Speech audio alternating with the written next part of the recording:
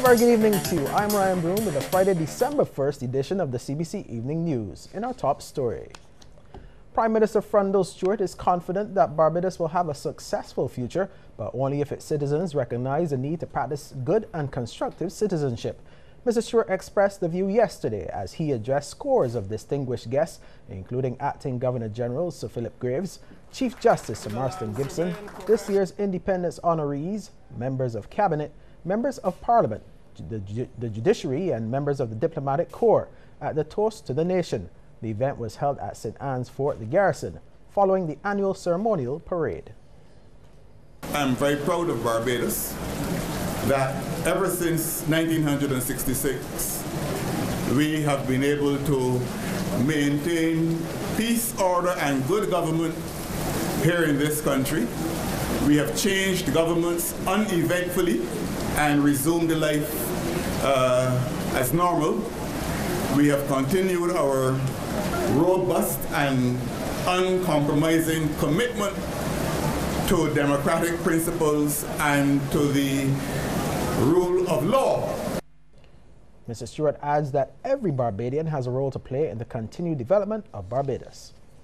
I envision that over the next 50 years, we will develop a Barbados, or create a Barbados, or continue in our efforts to create a Barbados, in which there is no discrimination against people on the basis of class, color, creed, religion, or any of those other indices, but that we will create a Barbados in which we include every single man, woman, and child in the population.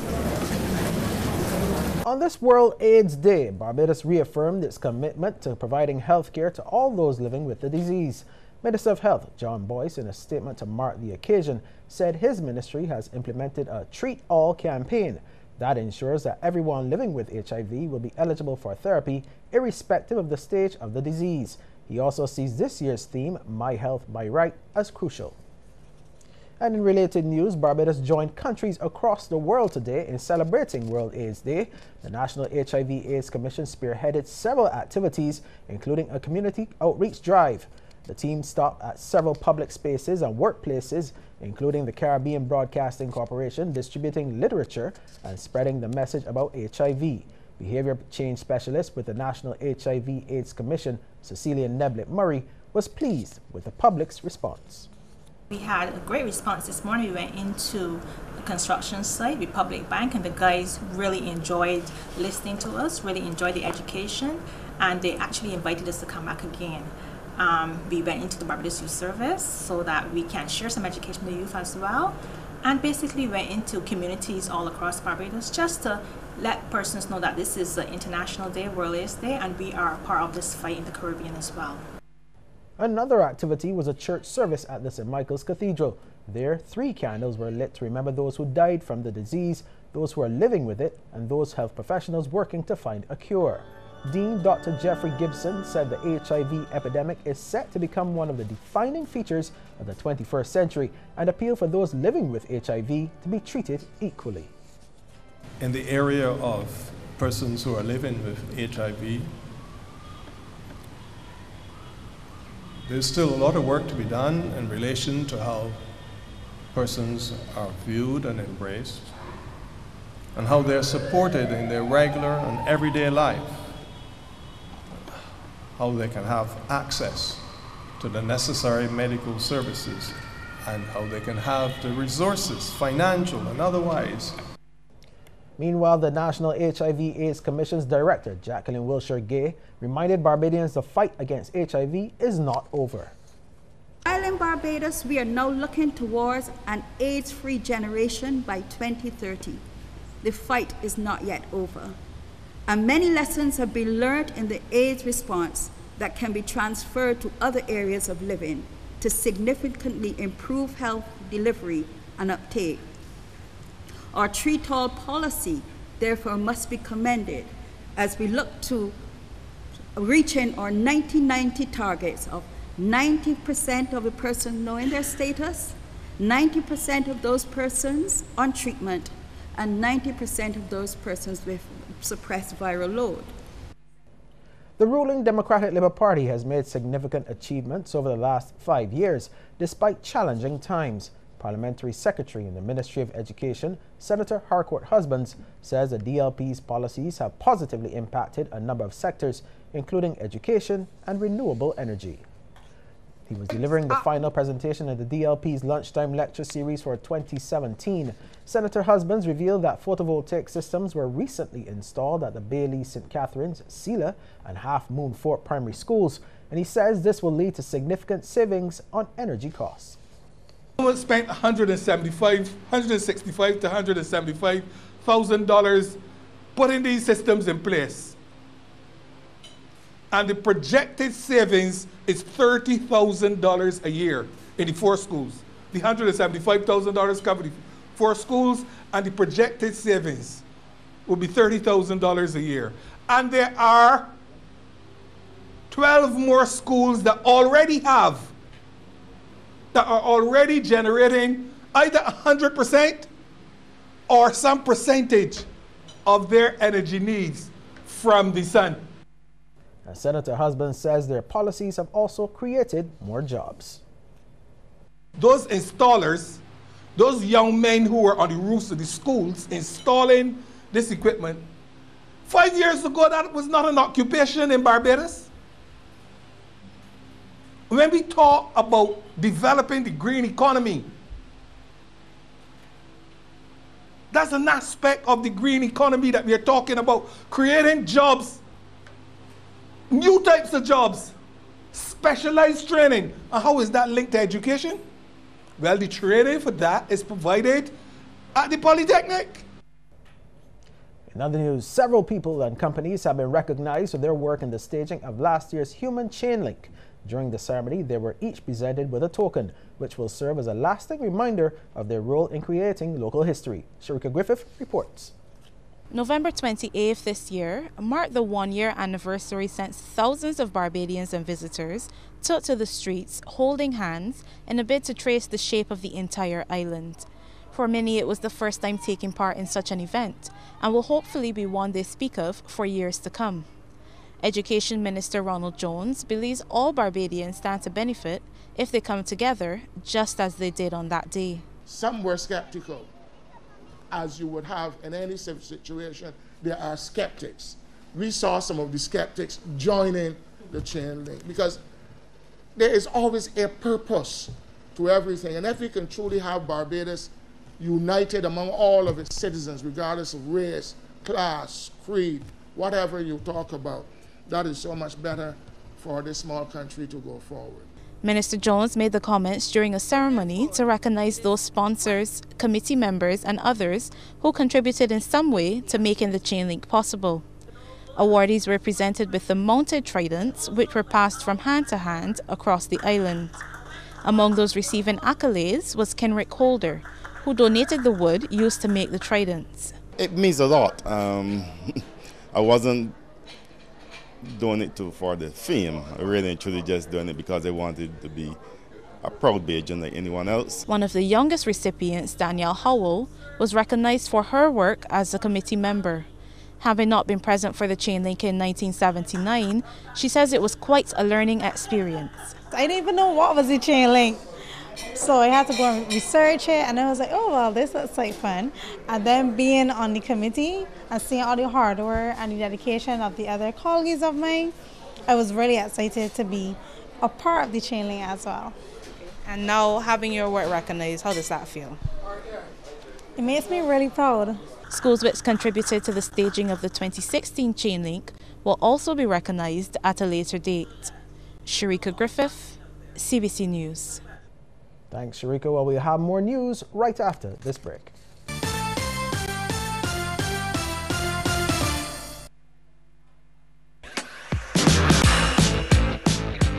Upgrade to Digicel's Quick Pick Bundles. Save big on data. Get data and get unlimited WhatsApp messaging and Digicel Talk. Pick a 1-day bundle, a 7-day bundle, or for the best value, a 30-day bundle. Save money every single day. Pick the bundle that's right for you. Go to My Digicel app or dial *246 # to buy a Quick Pick bundle today. Digicel. Honey, this kitchen needs painting. Why not the whole house? We hitting the jackpot at Berger Paints. Enter to win free paint in one of 7 prizes in the Anson McCall Lucky 7 jackpot worth $140,000. Just spend $100 at Brightons Stokes, Brightons Express and Stationery, Brightons Insurance Standard, MQI, Berger Paints, or Consolidated Finance. Enter your code online at www.ansonlucky7jackpot.com for your chance to win. See website for full details. Can you crack the court's code? Spend $799 or more and you could win $15,000. Check Courts on Facebook and Instagram or your Digicel phone for your weekly Crack the Court's Code clue. Each week until December 22nd, you could get a chance to crack the safe. But to crack the 3-digit code, you must know the clue. So listen out. Plus, the Courts Crack the Code crew may be on the road near you where you could win cash and prizes on the spot. Courts, bringing value home.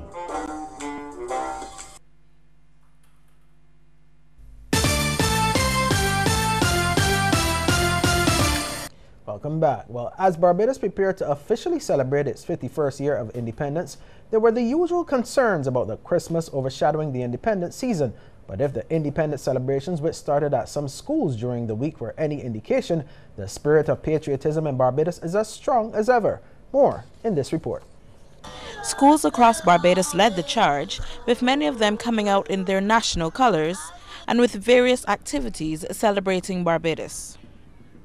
The Cuthbert Moore Primary School held an Independence Carnival, highlighting many aspects of Barbadiana. And although the carnival gave the students a chance to have fun, it also taught them some important lessons. Is there anything you learned from the carnival, from being in the carnival this morning? Anything stood out to you? Also, we are proud Bajan. We are Bajan, and we shall always take pride in all the things we do. At the Grantley Prescott Memorial Primary School, their celebration tied in with a healthy lifestyle day. We celebrated for the entire week, and we started last week as well because this is the 10th anniversary of the renaming of the school, so we celebrate in conjunction with our Barbados. They believe in teaching children the importance of celebrating our independence. Once we educate our children and we show them the importance of being patriotic, I believe for sure that they will take it into the future as adults and continue to make Barbados proud and show that independence is something that is worthy of celebration. Over at the Luther Thorne Memorial Primary School, it was a sea of ultramarine and gold as the student body gathered outside for a concert and a costume competition. Lorna Jones, CBC News.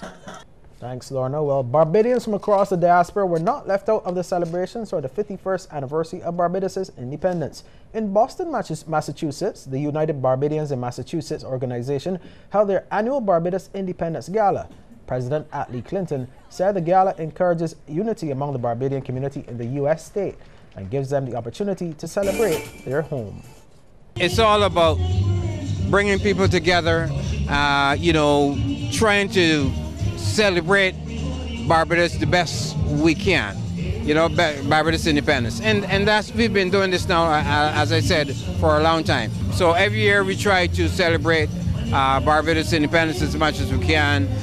It's always a wonderful occasion for Barbadians to get together to celebrate our homeland's independence. Now, in her address at the gala, Consul General of Barbados at New York, Dr. Donna Hunt Cox, encouraged members of the diaspora to focus on the youth.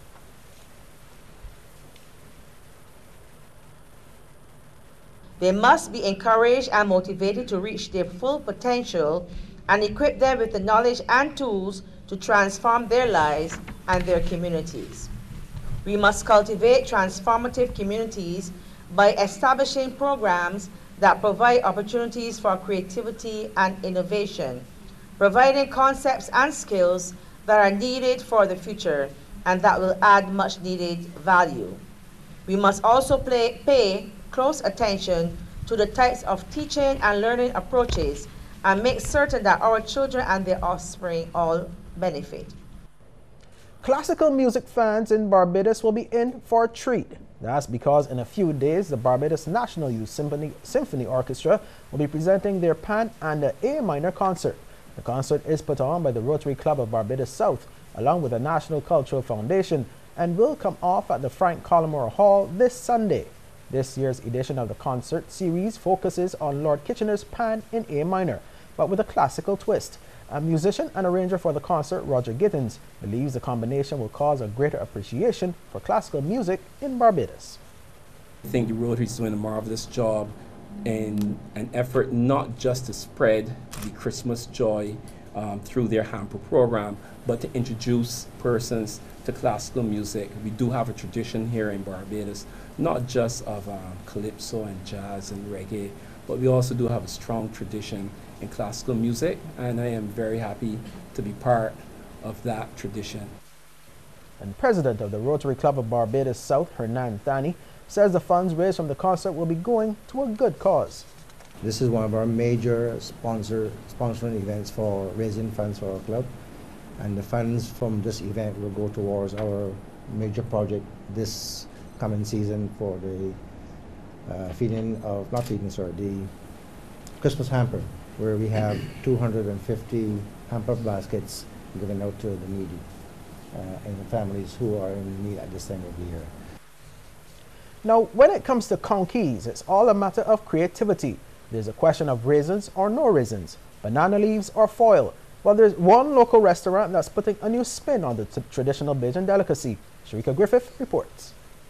Whether you're a novice like me or you consider yourself a professional conky maker, you know there's certain ingredients you'll need to make a traditional Bajan conky. Pumpkin, sweet potato, coconut and spices, just to name a few. But this newest addition to the Independence menu calls for one more ingredient: bacon. They call it the bakonk, and as the name suggests, it's made up of two major things: a conky and savory strips of bacon. Executive Director of Eon Bar and Grill, Omar Kennedy, says he and 3 other friends came up with the idea. We were talking about how everything tastes better with bacon. So we started basically talking about different foods that we would love to have with bacon. And it's around this time of the year, so we said, you know what, we should wrap conkeys with bacon.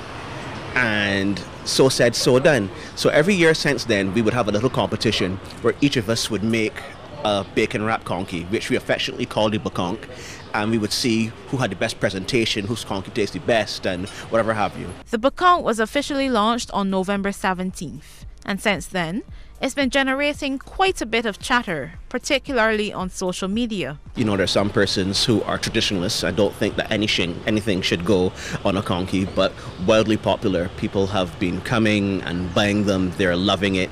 So, you know, they're telling their friends. It's gone almost viral on social media. And, you know, people are just loving the novelty of it. Creative cuisine is not only limited to the Independence period. The folks at Eon Bar and Grill are already cooking up another invention for the month of December. We're looking to have a turducken. A turducken is a whole turkey which is stuffed with a duck, which is then stuffed with a chicken, which is then stuffed with bacon. So it's going to be a group meal. You have to order it 24 hours in advance, and it's going to be a sight to behold. Now, I will admit I'm not the most adventurous when it comes to food, but I had to give this a try. And let's just say, I'm already planning my next trip to Eon Bar and Grill. Sharika Griffith, CBC News. Thanks, Sharika. Well, it's a good thing I'm no fan of conkeys, but give me the bacon any day. Well, regional news is up next. Stay with us. Barbados, it's gonna be lit. FAS 7-star Hennessy and Yellow present Hennessy Artistry, featuring international superstar Barris Hammond, Sizzler, Movado, Pasfana Fox, Little Rick, and Nikita. And for the first time in Barbados, Tory Lanez. Hosted by Vane and Peter Coppin, the Hennessy experience of a lifetime. Hennessy Artistry, December 2nd, Kensington Oval. Welcome to the weekend. Hennessy, never stop, never settle. Flaunt your taste responsibly. I don't care. He look real bad. I thought he had A's. I'm scared. It's just so hard to accept. Don't be afraid. Is she mother fault? It doesn't matter, Mommy. I love you. You can't play with me. You can't get AIDS, so you can still talk with her. I will be there for you. No matter what, I'm still your dad. Fight it, not me.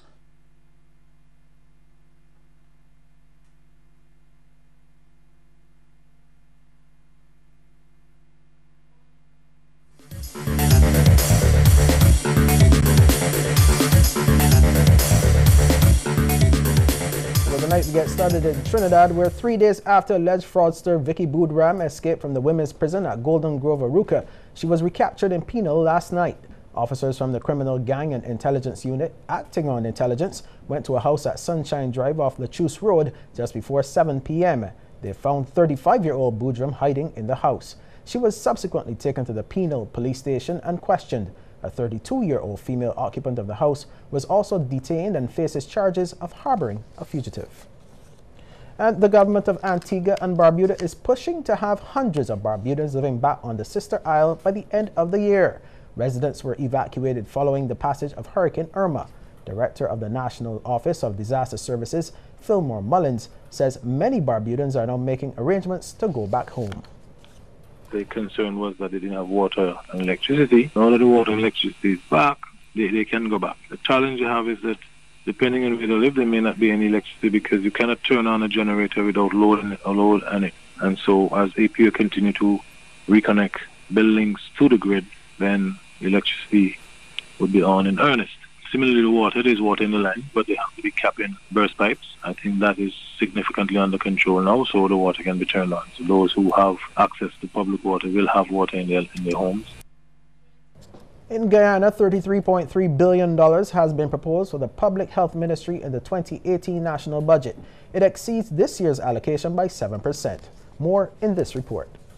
The budgeted amount of $33.3 billion for the Public Health Ministry exceeds by 7% the 2017 budgetary allocation, and these funds are expected to be used to propel the transformation and modernization of the public health sector, says Finance Minister Winston Jordan. Our administration continues to make every effort to ensure that every dollar invested in the public health system is geared towards improving service delivery, quality, efficiency, and effectiveness. Minister Jordan during his presentation of the 2018 national budget at Parliament on Monday.